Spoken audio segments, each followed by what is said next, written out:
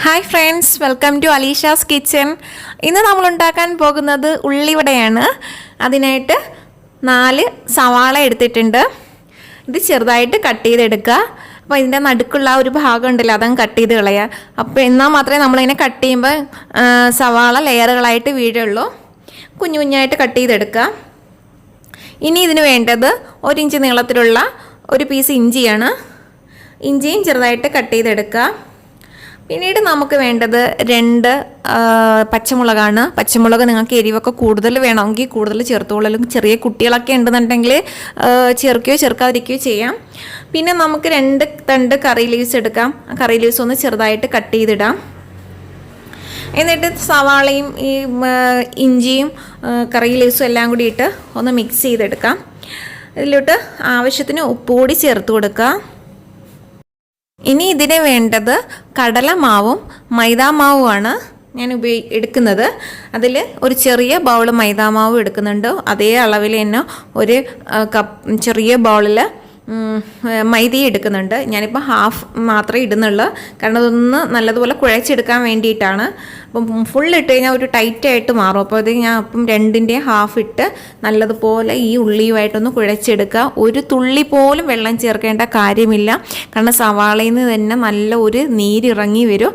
അപ്പോൾ ആ ഒരു വെള്ളം മാത്രം മതി.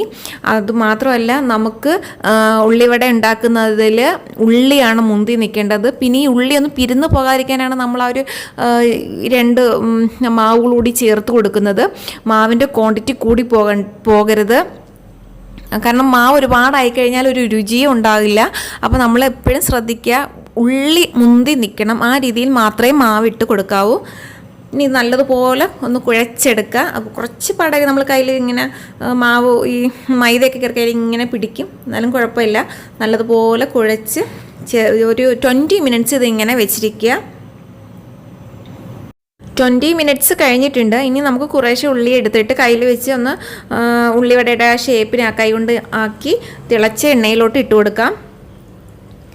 അത് ഇതുപോലെ ആക്കിയിട്ട്, ആക്ച്വലി ഞാൻ ആദ്യം കടായിയാണ് എടുത്തത് ഉള്ളിവട ഉണ്ടാക്കാനായിട്ട് ഫ്രൈ ചെയ്യാൻ. പക്ഷേ അതിൽ ഓയിൽ ഒഴിച്ചപ്പോഴത്തേക്കും ഡീപ് ഫ്രൈ ആവുന്നില്ല, ഒരുപാട് ഓയിൽ വേണ്ടി വരുന്നത്. അപ്പോൾ അതുകൊണ്ട് ഞാൻ വീണ്ടും ചേഞ്ച് ചെയ്ത് ഈ ഇരുമ്പ് ചട്ടി ആക്കി. അപ്പോൾ ഇതിലാകുമ്പം അതിലൊഴിച്ച് അത്രയും ഓയിൽ തന്നെയാണ് ഇതിലൊഴിച്ചിരിക്കുന്നത്. പക്ഷേ എനിക്കിത് ഇഷ്ടം പോലെ ഡീപ് ഫ്രൈ ചെയ്യാനായിട്ടുള്ള ഓയിൽ ഒരുപാടുണ്ട്. നമ്മൾ ഇതുപോലുള്ള ഫ്രൈ ഒക്കെ ഉണ്ടാക്കാൻ ഏറ്റവും നല്ലത് ഇരുമ്പ് ചട്ടി തന്നെയാണ് കേട്ടോ. മറ്റേ കടായിലൊക്കെ ആണെങ്കിൽ പരന്നിട്ടങ്ങ് പോകും, ഒരുപാട് ഓയിൽ വേണ്ടി വരും. ഒരെണ്ണം ആദ്യം ഇട്ട് ഒരു 30 സെക്കൻഡ് കഴിഞ്ഞിട്ട് അടുത്തത് ഇട്ടാൽ മതി കേട്ടോ. അല്ലെങ്കിൽ നമ്മളിപ്പോൾ എല്ലാം കൂടി ഒരുമിച്ച് ഇങ്ങനെ വട പിടിച്ചിട്ട് കഴിഞ്ഞാൽ ഒട്ടി പിടിക്കും.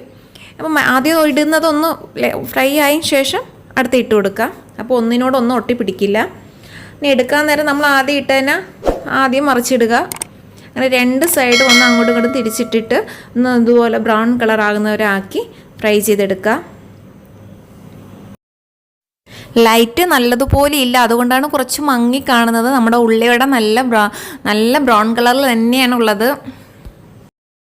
പിന്നെ ചാനൽ സബ്സ്ക്രൈബ് ചെയ്യാത്തവരുണ്ടെന്നുണ്ടെങ്കിൽ ചാനൽ ഒന്ന് സബ്സ്ക്രൈബ് ചെയ്യുക.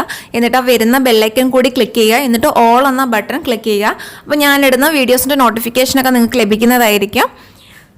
അപ്പോൾ നമ്മളുടെ ഉള്ളിവടയെല്ലാം ഫ്രൈ ചെയ്തെടുത്തിട്ടുണ്ട്. അപ്പോൾ ഇത് നല്ലതാണോ അല്ലേന്ന് അറിയാൻ വേണ്ടിയിട്ട് ജഡ്ജസ് ഇവിടെ വെയിറ്റ് ചെയ്യാണ്. അപ്പം നമുക്ക് ജഡ്ജസിനെ വിളിക്കാം. അപ്പോൾ എൻ്റെ ജഡ്ജസ് എന്ന് പറയുന്നത് എൻ്റെ 3 കുട്ടികളാണ്. അപ്പോൾ ഇവർ കഴിച്ചിട്ടാണ് പറയുന്നത് മമ്മ കൊള്ളാം അല്ലെങ്കിൽ കൊള്ളില്ല എന്ന്. ഇവർ പറഞ്ഞു കഴിഞ്ഞാൽ ഓക്കെയാണ്. അപ്പോൾ അവർക്ക് ഭയങ്കരമായിട്ട് ഒരിക്കൽ ഇതിന് മുമ്പൊന്നും ഉണ്ടാക്കി. അപ്പോൾ അവർക്ക് ഭയങ്കരമായിട്ട് ഇഷ്ടമായിട്ട് വീണ്ടും അവർ ഉണ്ടാക്കണമെന്ന് പറഞ്ഞാണ് ഞാൻ ചെയ്തത്. അപ്പോൾ എല്ലാവരും ട്രൈ ചെയ്ത് നോക്കുക, കുട്ടികൾക്കൊക്കെ ഉണ്ടാക്കി കൊടുക്കുക. അപ്പോൾ നല്ലൊരു വീഡിയോയുമായിട്ട് വീണ്ടും വരാം.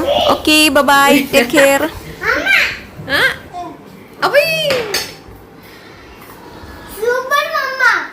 Thank you. Super, so tasty. Yeah, very super duper.